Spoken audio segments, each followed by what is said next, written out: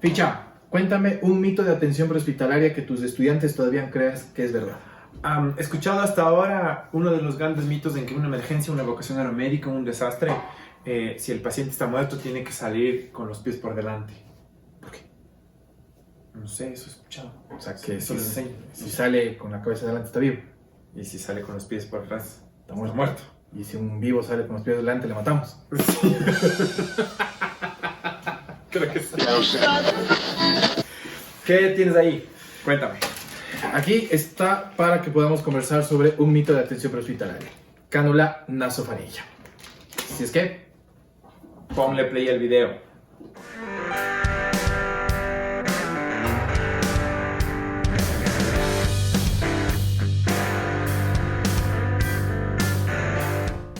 Hola gente, ¿cómo están? Él es Alejo. Él es Edwin. Y esto es Fichas IMS.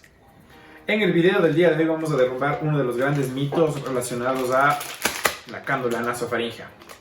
¿Qué dice el mito? El mito dice que nunca se debe insertar una cánula nasofaringea en un paciente con trauma craneoencefálico. ¿Por qué? No sé. Veamos qué dice la evidencia. Bueno, muchos mitos de la atención prehospitalaria surgen a partir de un reporte de caso o de una historia y que pueden ser publicaciones correctamente detalladas y diseñadas en revistas de muy alto prestigio. Pero el problema muchas veces surge porque no entendemos correctamente qué está diciéndonos de este reporte de caso y cuáles son las conclusiones correctas. Entonces, ¿qué encontraste vos, Alejo, acá? Bien, encontré encontré un reporte de caso en la revista The Journal of Trauma del año 2009 en el que hay un reporte de caso de un paciente. Te cuento el caso, o les contamos el caso. Hable, papacito. Se trata de un hombre de 29 años que sufrió un accidente de tráfico y los primeros respondedores llegaron al lugar de la escena en donde colocaron como primera instancia una cánula nasofaringea en la nariz porque el paciente tiene un trauma maxilofacial importante con un LEFOR tipo 3. Este paciente fue evacuado en el servicio de los helicópteros y en el helicóptero el paciente fue intubado con secuencia rápida de asistencia farmacológica. ¿Okay? Se confirma en el caso que los paramédicos en el helicóptero, a través de la cánula nasofaringea, decidieron succionar las secreciones de la sangre de la vía aérea. Lo que se encontró. Lo que se encontró. Ok, entonces vamos primera parte. ¿Ingresó la cánula en la bóveda craneana, sí o no? No, la cánula no ingresó en la bóveda craneana inicialmente en la primera colocación. Esto les va a explicar. Lo que pasa y se reporta en el caso es el hecho de que la cánula, aparentemente al inicio del caso, en el manejo por los primeros respondedores, se coloca correctamente, se logra ventilar al paciente de manera efectiva, sí, pero producto de las lesiones del paciente y como consecuencia de la manipulación, esta cánula se desplaza hacia la bóveda craneana. ¿Cómo se evidencia esto? No existía evidencia de neumoencéfalo en la tomografía. Eso quiere decir que si hubiera estado la cánula dentro del cerebro, tras el arribo al paciente a la sala de urgencias y tras la ventilación positiva con la bolsa en el helicóptero, en la tomografía se hubiera evidenciado aire, que es lo que no se evidenció. Eso quiere decir que entonces, conclusión, la cánula no produjo entrada de aire en la bóveda craneana ni produjo complicaciones en este sentido. Originalmente la cánula fue bien insertada. ¿Qué conclusión tuvo el paciente? Conclusión, el paciente tuvo una lesión grave, tuvo muchas complicaciones más adelante, pero 45 días después del postquirúrgico, de su segundo postquirúrgico, el paciente fue dado de alta con Glasgow de 8 a un centro de cuidados neurológicos en la ciudad de San Diego.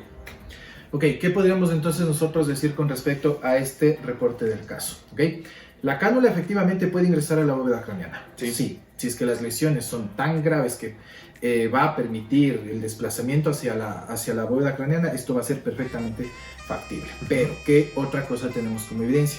Dos publicaciones que tenemos de 1991 en Anesthesiology y Journal of Trauma en el año 2000 indican que la inserción en la bóveda craneana es una complicación relativamente rara, ¿sí?, cuando se inserta con la técnica adecuada. Y obvio, esto quiere decir que las veces que se va a producir se deberá a una técnica poco apropiada para realizar el procedimiento.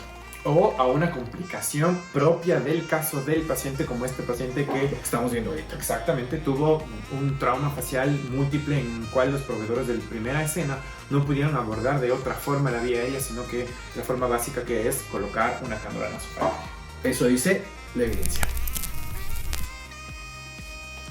Para la correcta inserción de la cánula nasofaríngea es importante reconocer e identificar las estructuras anatómicas relacionadas. Estas estructuras de la vía aérea se relacionan directamente con las estructuras asociadas al cráneo. En este momento vamos a ver cuál sería la correcta inserción desde la curvatura anatómica propia de la vía aérea. Para insertar la cánula nasofaríngea, entonces lo que hacemos es ingresar por la fosa nasal, se atraviesa apuntando hacia la parte posterior de la cabeza del paciente, atravesando el cornete, descendiendo por la nasofaringe, llegando a bucofaringe e insertando la cánula por detrás de la lengua. En esta vista vamos a relacionar las estructuras anatómicas del cráneo o la bóveda craneana, como son el hueso occipital y el etmoides, con la curvatura del cornete nasal. Podemos ver cómo la cánula ingresa a través de la fosa nasal, desciende por la nasofaringe y va hasta la bucofaringe. Ahora, la siguiente posibilidad es que nosotros ingresemos la cánula por el cornete nasal, pero realizando una mala técnica.